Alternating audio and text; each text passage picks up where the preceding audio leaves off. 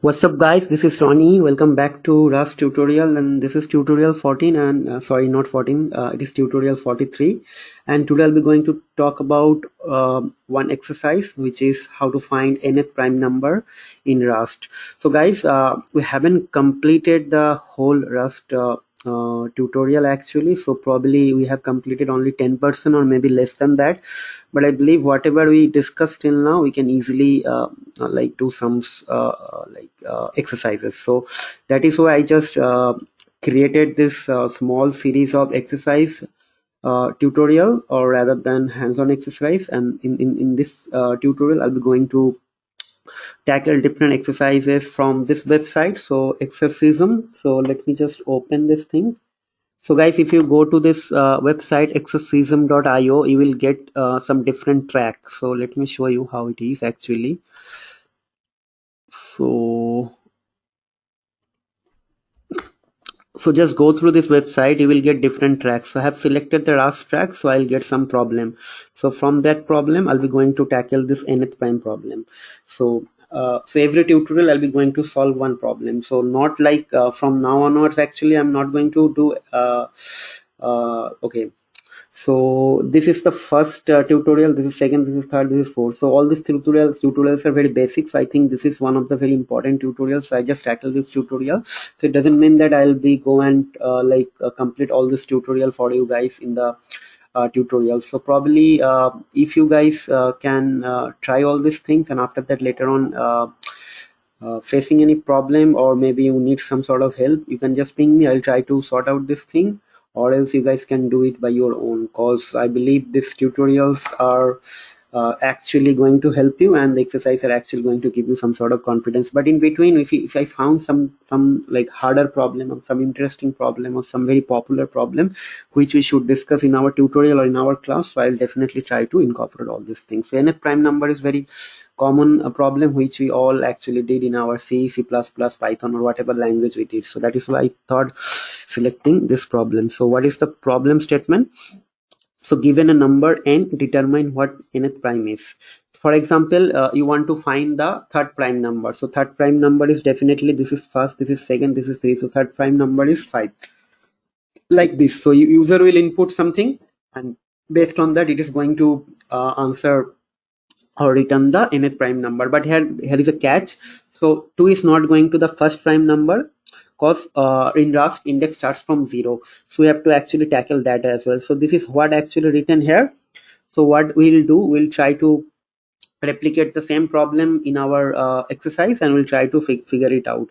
And one more thing, I will always recommend you guys to use this thing. For at this moment none of the websites are publishing any exercise for Rust, cause hacker and codeshape, but they're not having this Rust thing, but exercism.io is having this thing. And good thing is that you guys can easily download this problem statement in the kind of repository kind of a thing, and after that you just have to configure this. Actually they provide the exes. Actually if you open this thing, you will get some sort of so if you go to the home page, you will get something called, actually I'm for me it is configured, that is why I'm not getting.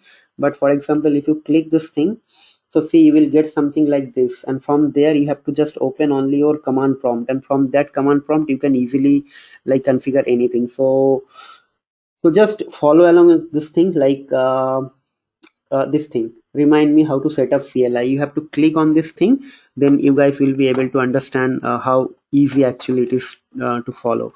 And good thing is that this actually comes with handy test cases, so you don't have to worry about the testing as well. So here coding style is also different. So we have to write this, you have to complete this function only, and this function is getting parameter as n, and the type is U32 unsigned 32-bit integer. So what is n? N means the index. So for example, if this gives you 5, so return should be like this.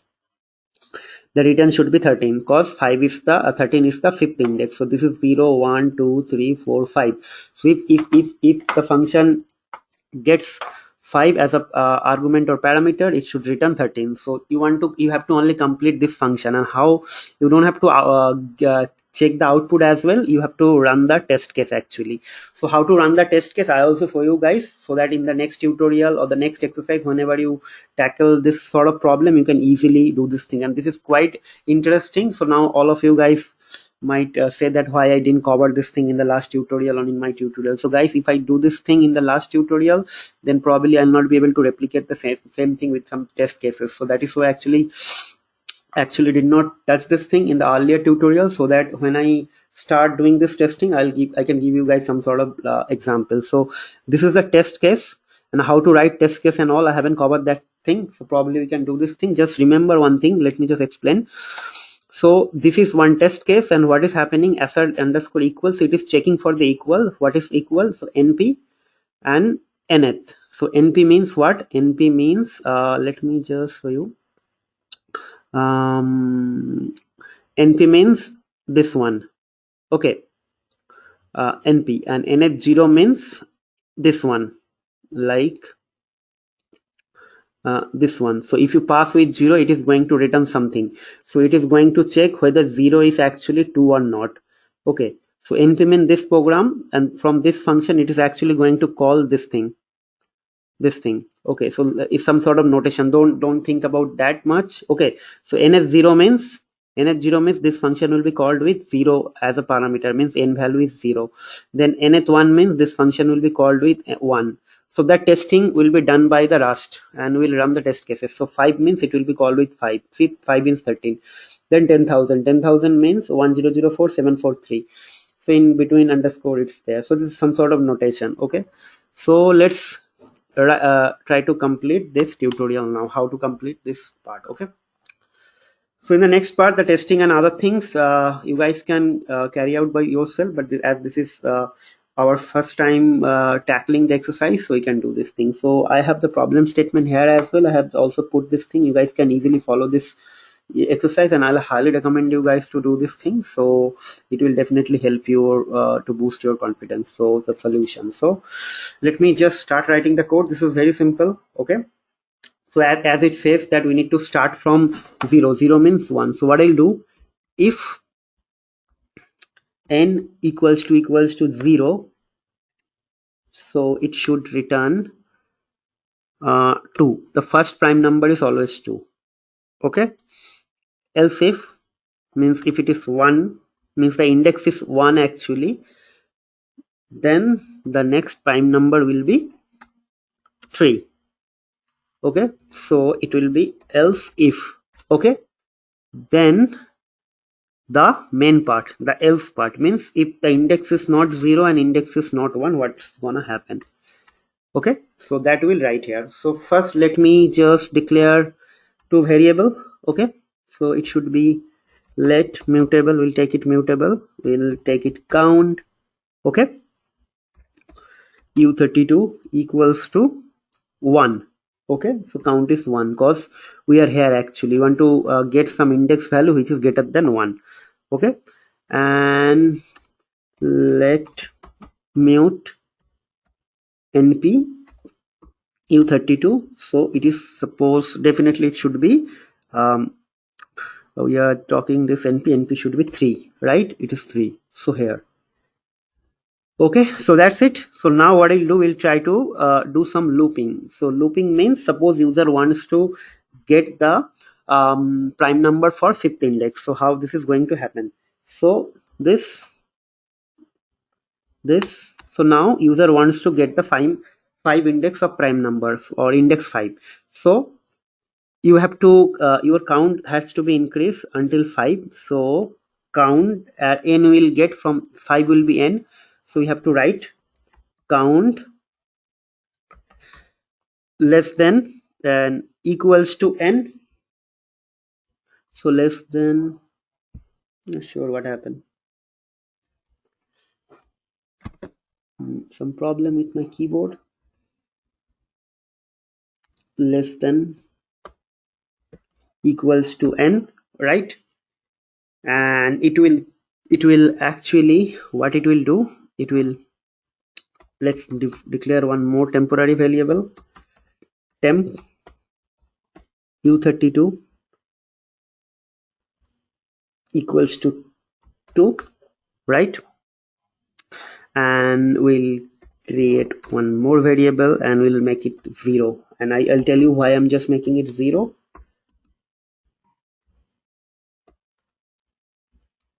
Okay, so what will happen now? So it will be tested like for this. So first I'll come here and I will check what is the number. So I get 3. So I will check whether this number is what do you say, divisible by uh, any other number or not. So what is prime number? Prime number means the number which is not divisible by one or himself or the number itself. Okay, so we need to find the number whether this number is divisible by any other number or not.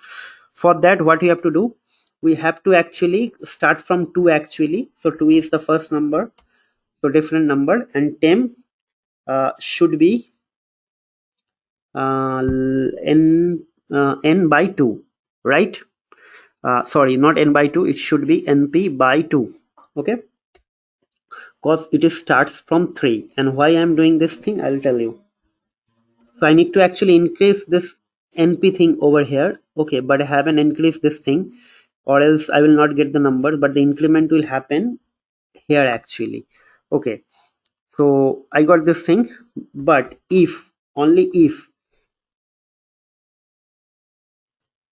np means the number divided by temp, modular division by temp equals to 0, then I will put break here, means this number is not prime. Okay, so and I'll make the p as 1. Okay, and I'll break, simply I'll break here. That's it, we don't have to do anything else. Okay, and now what will happen? So after this thing, this is this thing, and what will happen, I need to actually increase this temp value here. Okay, okay, so temp equals to temp plus 1, right?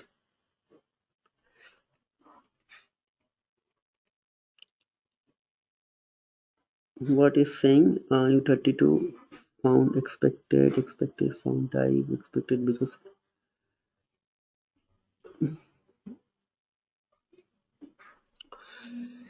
okay, this is fine. Now when the loops end, it means definitely loop will end actually here. I'm just thinking what the loops is gonna end actually. This is the loop, right? Loop is gonna end. This is the if, this is fine. So this loop is this internal while loop is going to end here. Okay, after that we need to increase the count. Okay, so suppose for example, suppose my first index is, let me just show you guys one thing why I'm just increasing this thing. So suppose let me just show you guys here actually. So user enters 0, it will return 2. Now user enters 1, it will return 3. Now user enters 0 1 2. 2 means after 3 what will be the next prime number. So definitely 4 is not prime number, because we need to increase this thing. And how are we going to increase? We need to always increase 3 by 2, because 4 is always not prime number, and 5 is always prime number. So 3 will be increased by 2 times. So what will happen here, I need to check that. But for example 5, just because we know this thing, then 11, say here we didn't count 9 as a prime number. Why 9 is not a prime number? Because 9 can be easily divisible by 3, right? It is easily anyone can check this thing. It is not some sort of calculation is required. Okay, now the next thing is that what is happening here, I actually get the input n here, then I am actually checking input that whether my count is 1 and the count is less than n or not. Yes, my count is here 1 and I want to find out the prime number for 0 1 2 3 4. I want to find out the prime number for 4. Okay, so first time it will come here with 1, right? Count is 1, so count will be checked against 4. So no, this is not greater than 4, so it will come here. So temp will be assigned to 2 and p will be, sorry, it will be 0 actually, I forgot. Then after that what will happen, and this temp value will be checked with np by 2. Np by 2 is 3, like the first here it is 3, so it will be divided by 2 means something 1. Okay, so it will be again check whether this temp value is less than or not. If it is less than this, then something what do you say, like something let me just explain this thing. Temp, okay, np means here what is the np value? Np value 3. 3 divided by 2 is some sort of integer like 1, right? So it will be check whether this is less than or not. So it means it cannot be divisible. Like possibly we will not reach here. So that is why what will happen.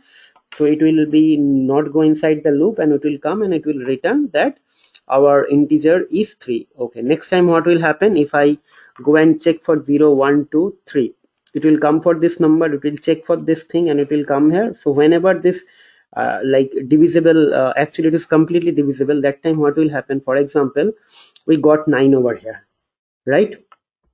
So what will happen, I will make the value of p equals to 1 and I will put a break over here, and after that what we will do, so I will check if p equals to 1, right? So that is not a prime number. So what we'll do, I'll just like decrease the count. So actually somewhere I actually increase the count. So what I'll do, I'll just decrease the count. Okay, I will just decrease the count equals to count minus 1. That's it. Okay, that's it.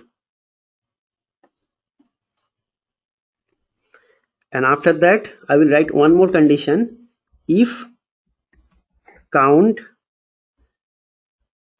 less than n, then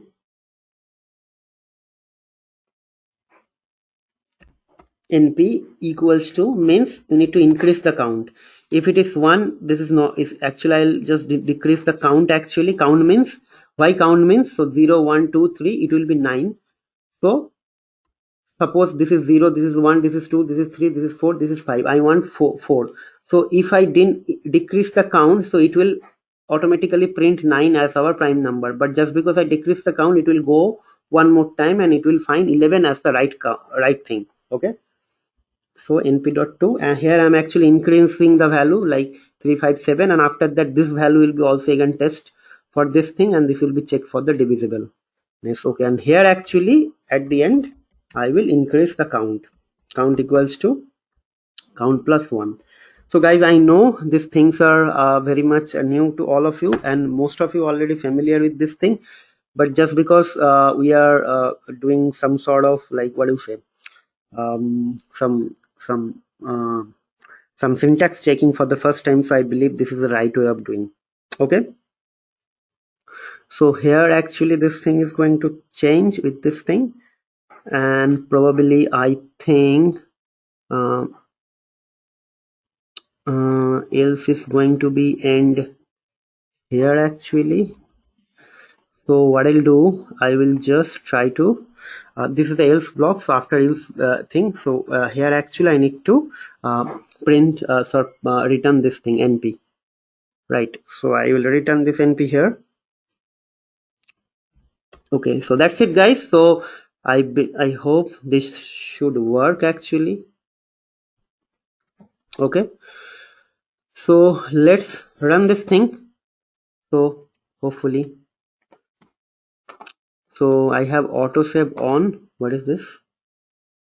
Okay, no more errors. So I believe my autosave is on, so I can directly run this test. So now what you have to do, you have to just run the test. For running the test, you have to open terminal Okay, and you have to run cargo test. That's it. So it will give you the answer that how many test cases are actually passed. So what is this? Uh,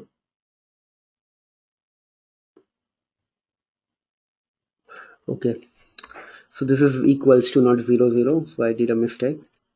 So let this error. Okay, error gone. So let me run this thing. So we'll see how many test cases got passed, and depending on that we can check something.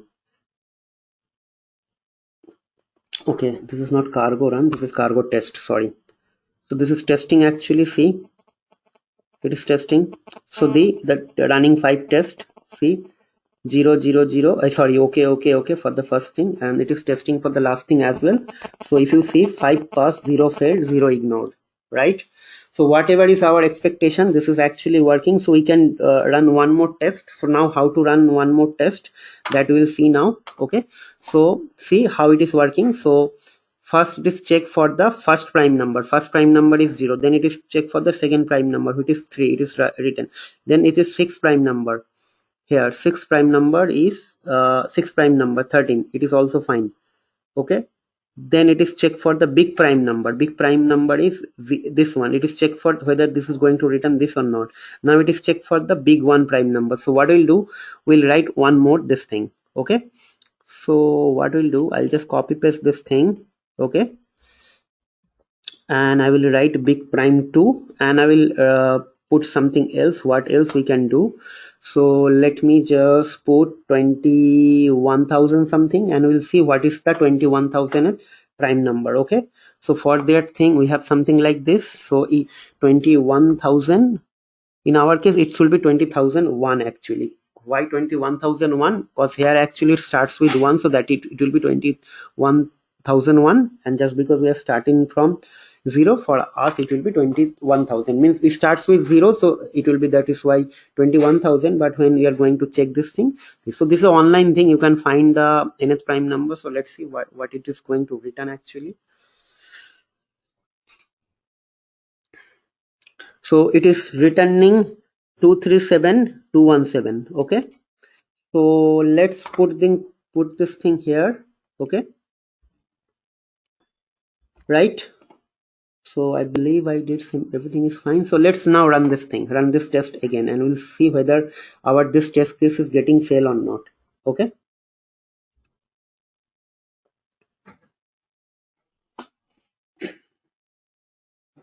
it's running. 3 test case already passed, 4th one is passed, 5th one we all know it will be passed because we have already checked this thing, right? It is passed.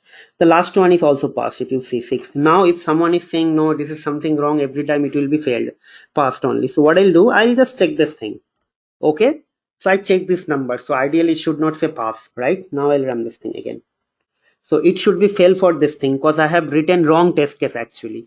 So 21,001, 21,000 is never going to be this thing, right? So ideally it should be failed. So let's verify our fact as well. Okay, so it is running. So it is running. So it is running. So the last one is failed. If you see the last one is failed. Big prime 2 is failed actually. If you see here, why it is failed? Cause in left mean I got from my method or my function from this thing. Means from here actually I got this thing, but I have written this thing, right? 237,217. See, 237,217 the actual answer. Okay, so now you understand how powerful is this thing, and you can easily like change whatever you want to do, right? So let's run this thing once again. It's always good to fix whatever you did. See, it is working. It is working.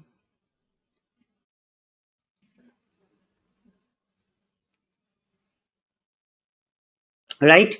So guys, what I'll do, I will just try to copy the code here and I put it here, but I believe I need to make everything a bit smaller. Okay, now this is fine, but don't worry guys, I will right now I will only write tutorial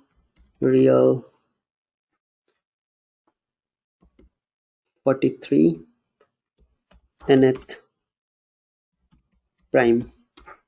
So I'll just upload to GitHub repository so that you guys should not something is there. I need to change this thing, so I will fix this thing, don't worry. So I have some problem over here, so I need to fix this thing. So what I'll do guys, I will upload the source code and everything, so you guys will be able to get this thing. So guys, if you see, we can easily implement or use some other like Rust components like vector, like iterator, like collection, or like some string like appending, or like some sort of like slicing. Whatever you want to do, you can do.